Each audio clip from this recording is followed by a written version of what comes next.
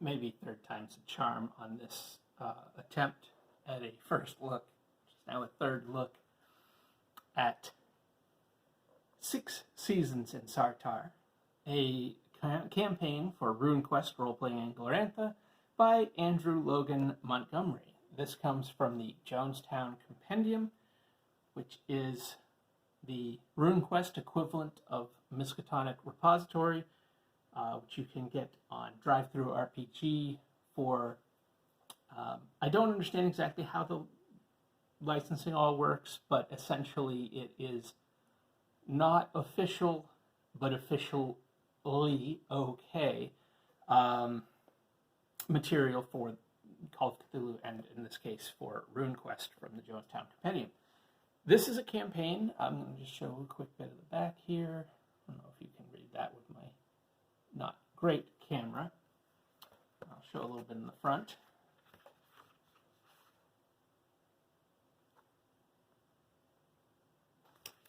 So I have talked a little bit in previous videos about this, but RuneQuest goes way back for me to the beginning of my RPG days. My father was a gamer before RPGs were a thing. He and his crew started with D&D in the early 70s when it came out. When I came along and was getting to the age of wanting to try my hand at writing, he introduced me to tabletop RPGs. But by that time, his crew had changed from D&D to basic role-playing, Worlds of Wonder particularly, or specifically. So when that happened, Worlds of Wonder, basic role-playing, there was a lot of material for that, and a lot of it was RuneQuest, particularly RuneQuest 2nd Edition. And I raided that stuff all the time for my basic role-playing game, which is what I started, and for years what I ran and tended to play, but certainly what I ran was basic role-playing, and I used it for whatever I was going to run. Science fiction, fantasy, horror, whatever. So I've known about RuneQuest and Glorantha since the beginning, but I never really got into it.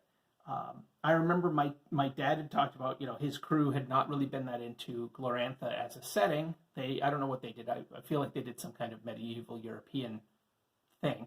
I don't know. I was not involved with it at all. But they weren't into RuneQuest specifically, or Glorantha specifically. So for years, I just knew it existed.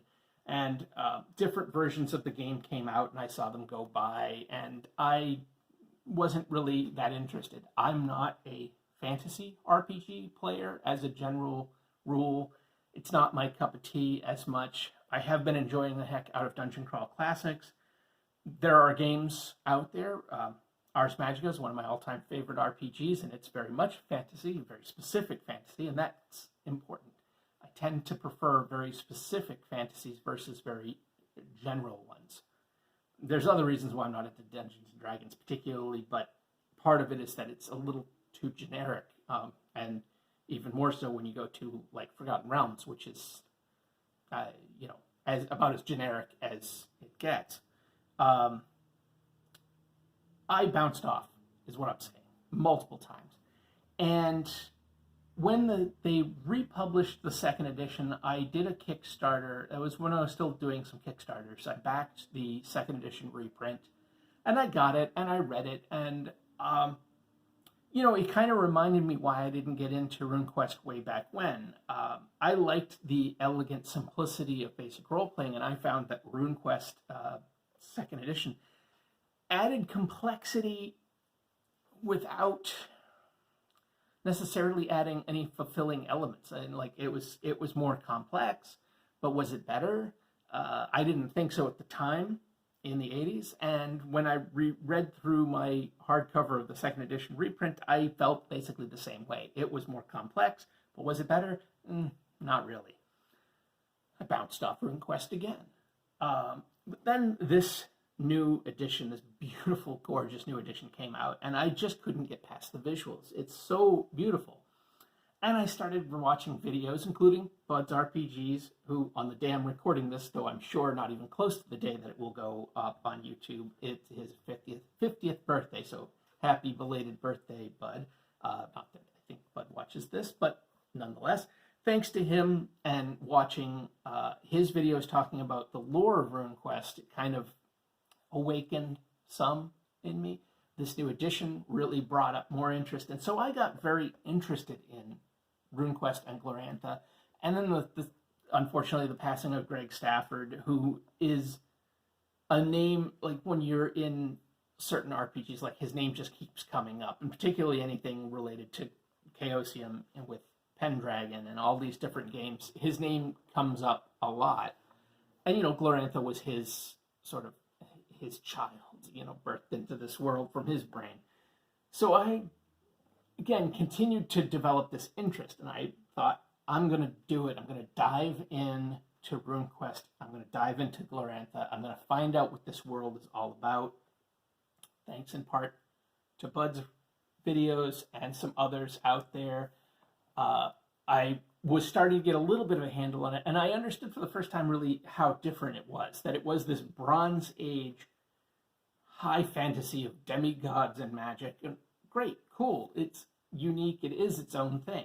So I get the Glorantha source book, and I decided to read that. Well, that was a mistake. This is kind of like reading the Silmarillion or the Bible. It is not a great way to introduce yourself to these ideas because it is a bit dry and a little bit, I mean, thank goodness there's not really a chapter of who begat who, but it's borderline. So I read this, and I don't think I came out of it with much more handling on it. Maybe I understood a little bit more of the metaphysics of the universe. Okay, sure. But I still had no idea what is a game of RuneQuest going to look like. And that's when, thank goodness, the starter set came out. And, you know, the Call of Cthulhu starter set is really game-changing. It was just a top-notch starter set at a low cost. It's a great way to introduce people. Now, I already knew Call of Cthulhu, but it was this beautiful introduction to the game that included a solo scenario in which, over the course of the scenario, you essentially go through character creation and build your character and learn how all the pieces of that character work, skills, etc., which is fantastic. And then it has a one-on-one scenario, so you can kind of test how you feel with one person you feel comfortable with, and then it has options for multiple player character scenarios. And there are many, I can't remember, I think it's 4 or 5 scenarios total in that, just in that basic box, along with your basic rules, along with some, you know, various other stuff, including dice. It's great. And at a low price point, it's great. Well, they just blew that out of the water with this RuneQuest one, which I already did a video on. It has all kinds of stuff. It's really, I mean, my gosh, look at all the stuff that comes in it. It's beautiful. And again, at not a bad price. And this has a solo scenario that'll teach you some elements of the game, which is great. And I watched the RPG Imaginings multi-part thing of running through the solo scenario in here to give you an idea of how gameplay might work. But again, that's solo scenario, and there are restrictions. Solo scenarios, I feel like, are a little more, they're like choose your own adventures or like video games. They may give you some choices, there may be some luck, but really there's a set path, like a video game or a choose your own adventure. There is a set path. Maybe there's 5 or 6 endings, but there's only those 5 or 6 endings. That's it. It's not like a regular RPG where it's open-ended, where you don't know where things might go. Anyhow, I still found, even with this, which I haven't dived as deep into as I should. I have not sat down and read this thing, like sort of cover to cover to cover, etc., with the multiple books inside of here. But I was still finding myself just, I was looking at it, I'm like, okay, I'm getting a little bit more, maybe understanding a little bit more, but I wasn't getting it. And then I saw, I heard about this scenario, I heard about this a few times, and then I saw specifically RPG Imaginings going over this book.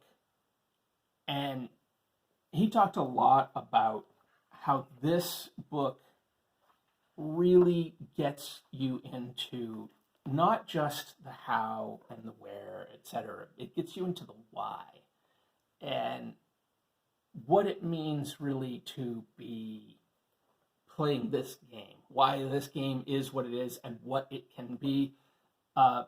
So this campaign, I have not read it. I just got it. Got it from Drive Through RPG.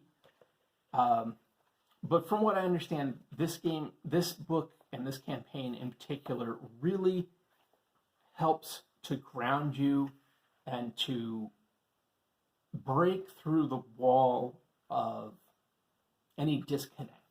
And that's something that I sort of desperately need for this, because as much as fantasy is not my genre, and as much as I have plenty of other games to be involved with, I've just become very fascinated with RuneQuest, and it has frustrated me greatly that I still feel on the outside of it, even after now a couple of years since starting this journey into really learning it, and more than 30 years of knowing about it.